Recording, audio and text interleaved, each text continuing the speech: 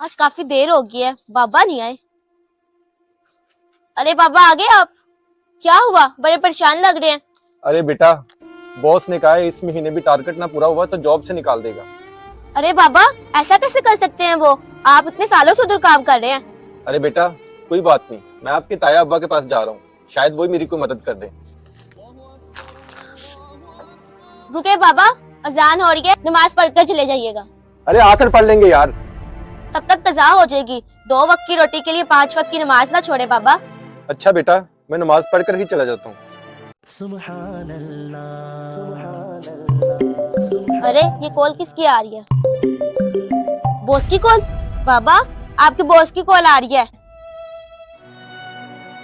जी boss. अच्छा,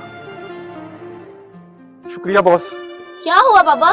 बेटा, जिस क्लाइंट से मैं बात कर रहा था ना, वो बहुत बड़ी कंपनी का मालिक है। उसने हमें बहुत बड़ा ऑर्डर दिया है। अब मेरा 1 साल का टारगेट पूरा हो गया है।